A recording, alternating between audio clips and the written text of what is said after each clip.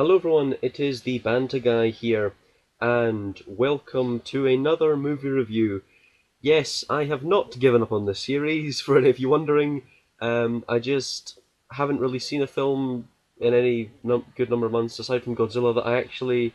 I mean, Guardians of the Galaxy was good, but I felt that people had done that to death. You know, it's a great film despite this kind of dodgy trailer and so on. So I just really didn't find a film I was interested in until The Maze Runner. So I never read the book. I went into this completely blind, knowing nothing about the series or its history, despite it's a kind of new up and coming best selling kind of thing. And it's really good. Aside from the ending, which I'll get into there. So, just for those of you wondering, this is going to have spoilers in it. If you do not want spoilers, turn this off right now.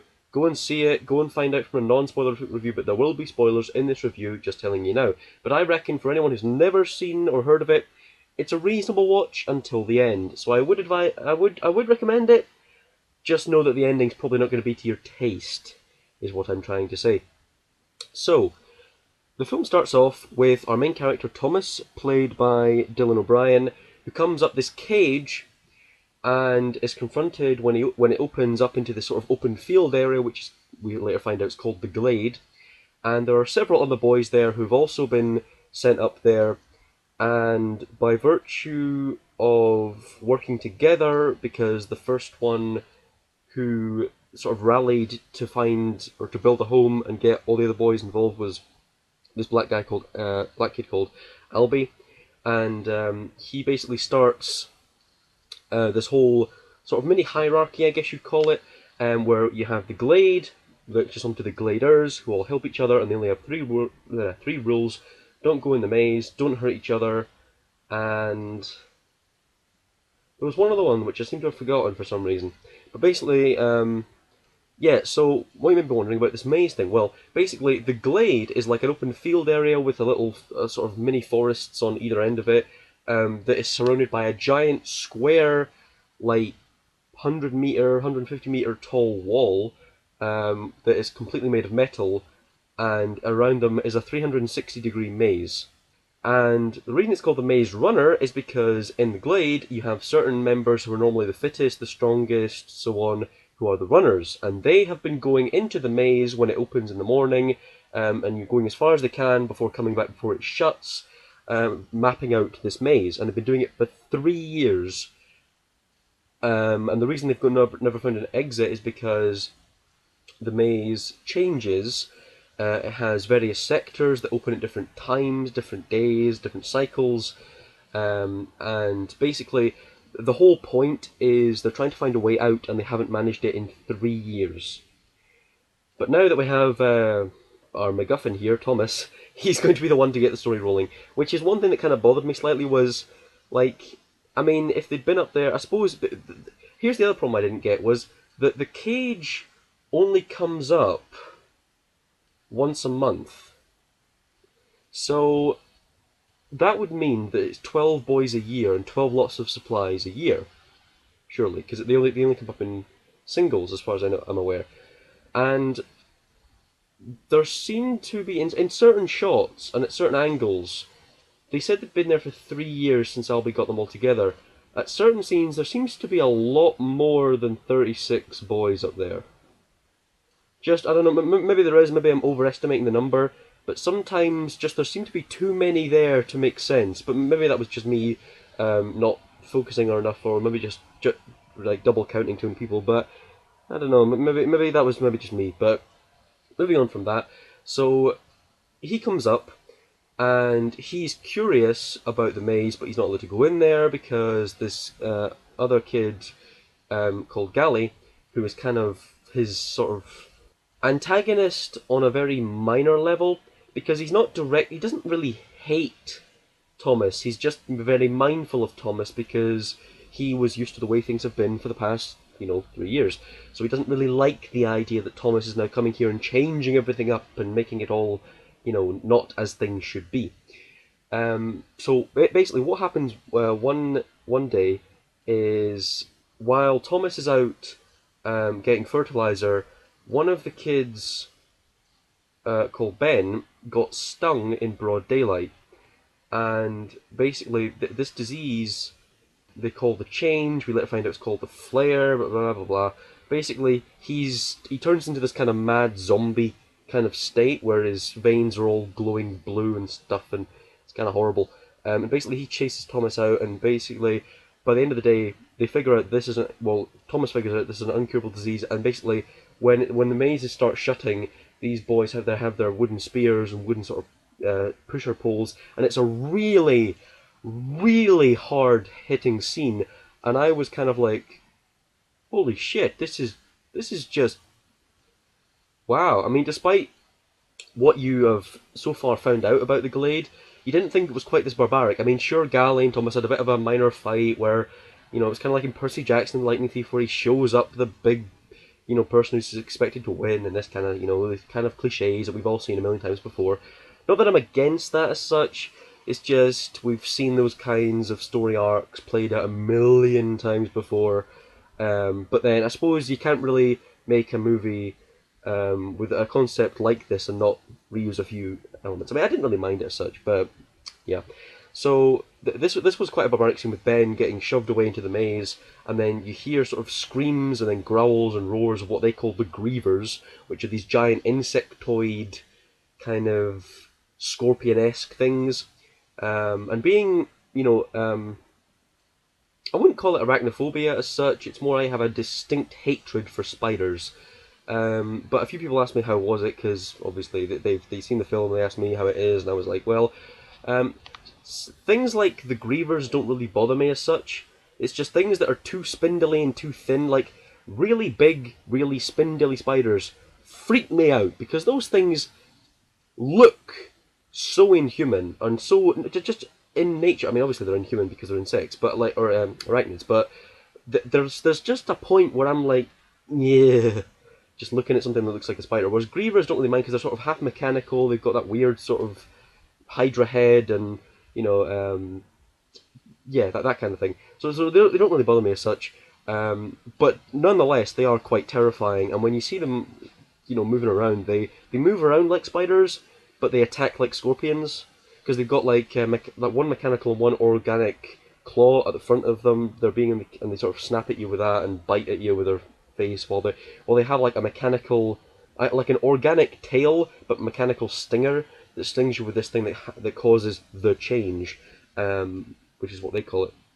And throughout this whole thing, basically, you didn't really know how Thomas was going to get out of this, because basically what happened was, as a result of Ben, Albie and Mino, who's another runner, run into the maze, and skipping a lot of stuff here, but basically they won't run into the maze. At night, Albie gets infected, he gets stung. Albie gets stung in the maze. Mino's bringing his body back, and Mino doesn't drop it because the doors start closing and he gets shut out, and Thomas runs in. So basically, now Thomas and Mino are stuck in the maze with Albie, and what they want to do is they want to get Albie's body nice and high. So basically, they string his body up on this ivy, and then when the Griever starts coming, Mino runs off and leaves Thomas to sort of hide under the bushes and watch the Griever mechanicalness run past. And that was quite a good, tense scene. And that's one thing this film does really, really well. It sets up the tenseness of this entire movie. And because the tense scenes like that, where the Grievers are hunting you down, and you don't know if they're going to make it out okay, and stuff like that, those are really, really tense scenes, and I quite enjoy those.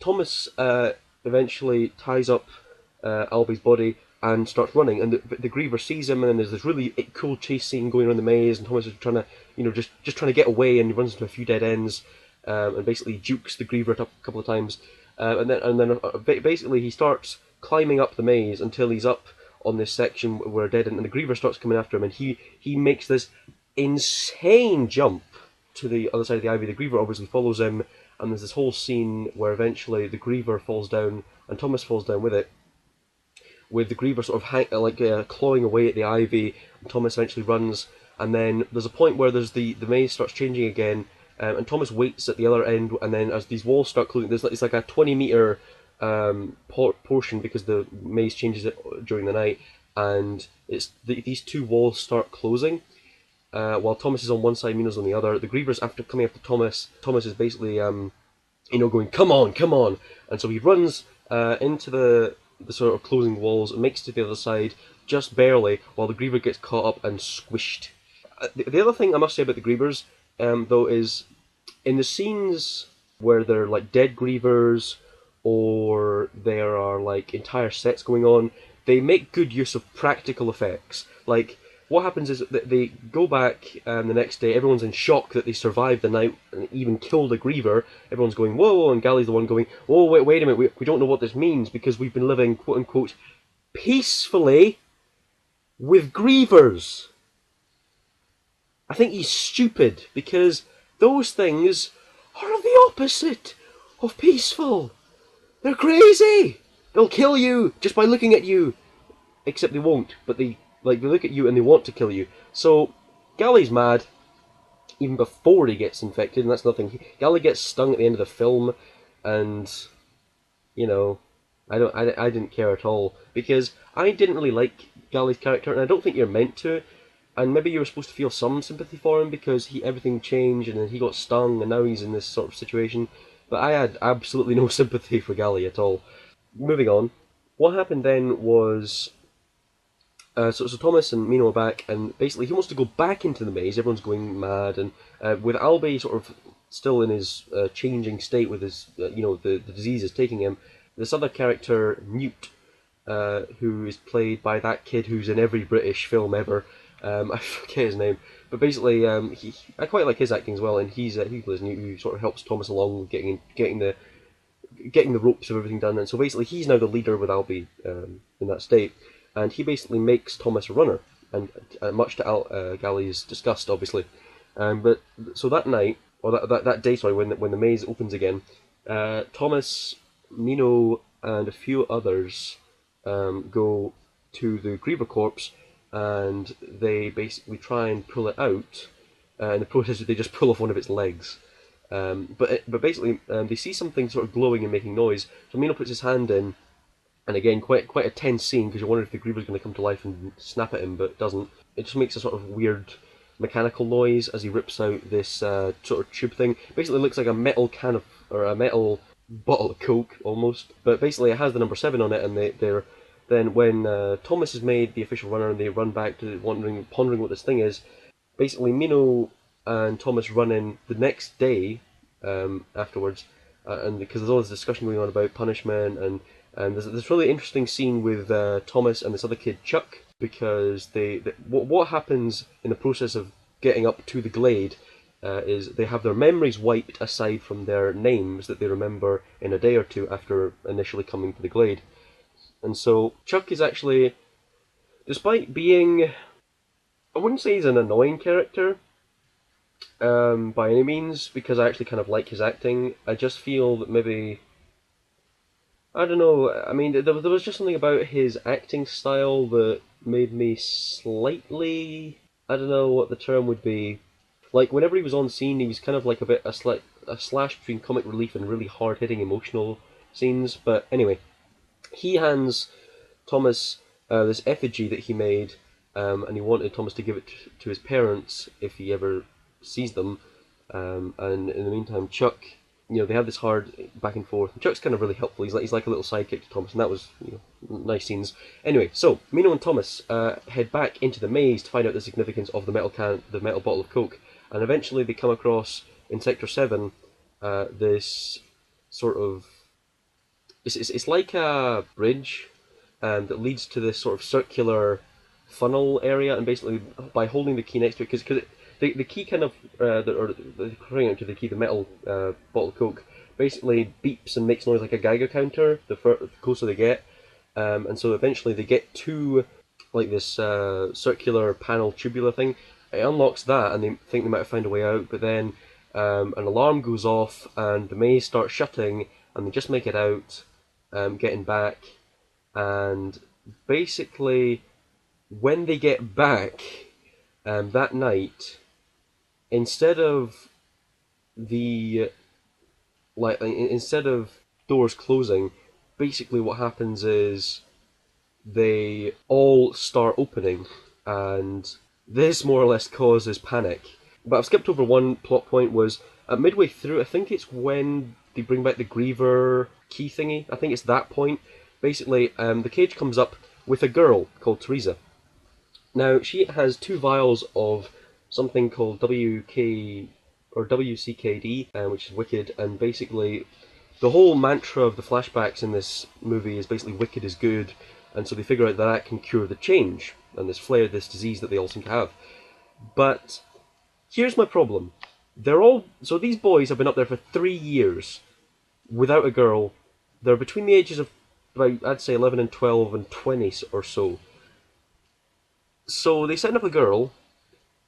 Who the hell thought that was a good idea? And I think it was just by the merit of this being a fourth wall thing for the rating, which here in the UK was 12, a 12A film. So basically, the merit of the fourth wall rating saved her from probably getting screwed. Literally. By every boy in the Glade. Because there is just no merit to sending up a girl into this environment that's going to help the situation. Because surely, okay, not going to get graphic here, but she would have been effed on so many levels, including the literal one. So it was stupid. And that was kind of an immersion breaking moment for me, because I was just like, yeah, that wouldn't happen. That just wouldn't happen. But anyway, she has these 2 vials of Wicked. They use one on Albie, and he's cured. And he remembers, and he remembers sort of Thomas being there and saying they were always his favorite. A lot of nuance about this film, which I quite like as well. So eventually, that night, when the alarm goes off, they escape from the maze. They find out what the key is for. All of the 4 doors in the maze, that 3 of which never opened before, all open, and tons of Grievers rush in, killing a ton of the Gladers, leaving only 2 groups the next morning. Those who follow Galley and think that Thomas was a curse to them, those that follow Thomas and want to escape and find a way out of this hellhole. And so there's a culmination of an argument by which Galley and his group stay there. Albie is dead from the Grievers, and Thomas the next day takes his runners along with Teresa, Mino, Chuck, and a few others to find a way out. And they manage it. They find a way out. They find an exit to this giant maze, and basically, okay, so this is the ending, and basically the ending makes no bloody sense to me, because okay, you've got a virus that's okay. Spoiler. You've got a virus that kills a ton of the human population. It basically kills them in the end, but they have this disease called the flare, which is an uncontrollable disease that manifests itself in the brain and makes people do irrational things. It basically reminds me of The Crazies. If you've ever seen that film, basically it's a bioweapon that destabilizes a population and basically makes everyone do mad things and kill other people. That's what this disease basically does, as far as I'm aware. And then what happened was new generations showed resistance to it, so the plan was take them, put them through the trials of the maze to see what their immune system would respond to it, and yeah, a sciencey bollocks. It just seems, I don't know, I mean, to me, it would have made more sense if it was an alien planet and aliens were doing this as a test to see if the human race could work together, and it would have been a success, because they did. They worked together to find a way out of the maze. But no, it was a human-constructed plot, which, by the way, how the bloody hell did they make this damn maze?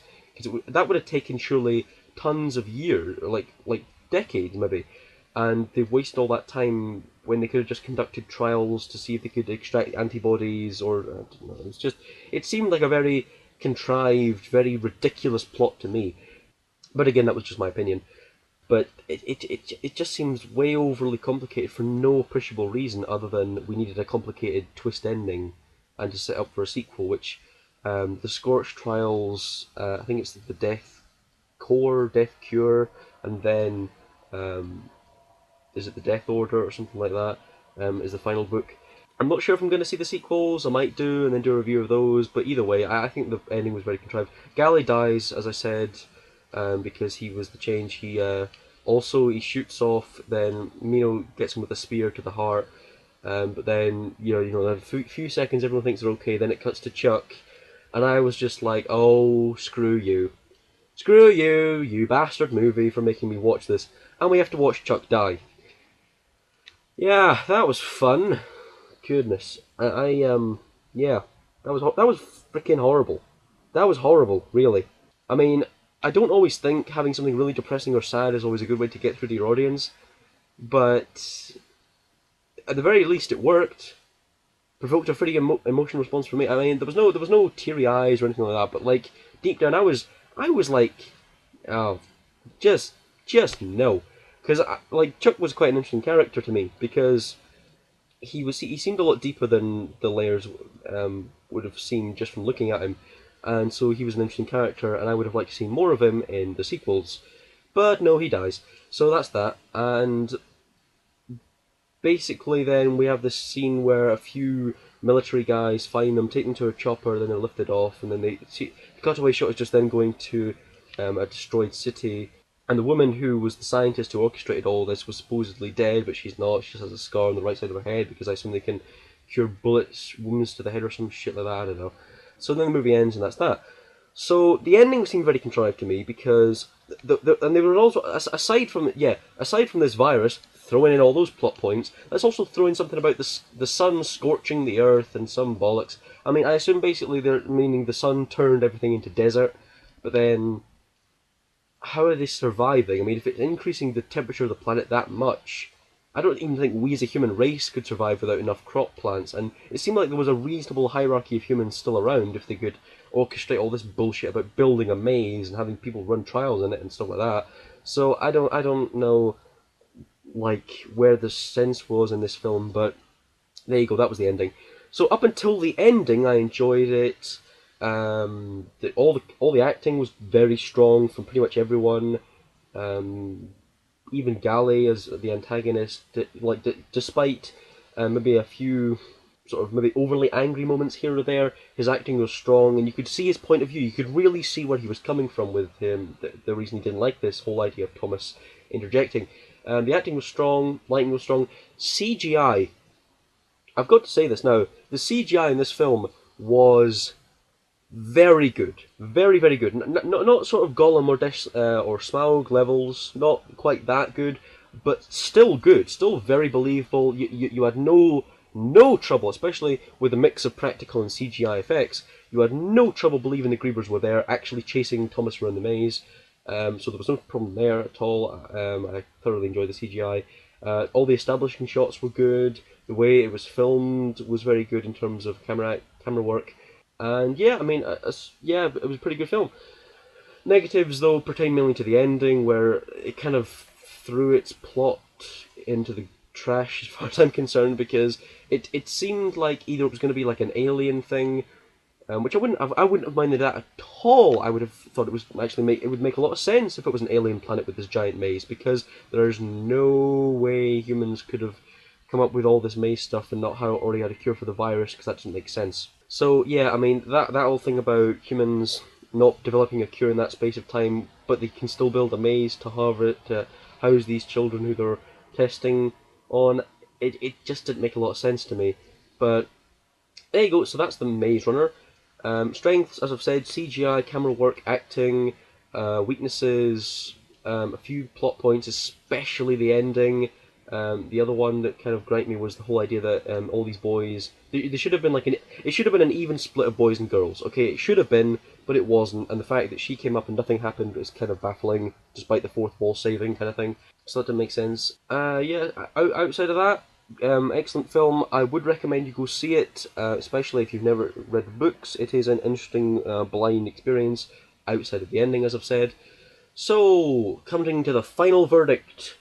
The Maze Runner from 2014 earns a 7 out of 10. It is a strong film up until the end, discarding the whole, adolescent hormonal males with this one girl. Outside of those two things, the ending and that, excellent film, well worth the asking ticket prices, and yep, that's all I've got to say. I've been the Banty Guy. I'll see you guys later. Look out for future reviews.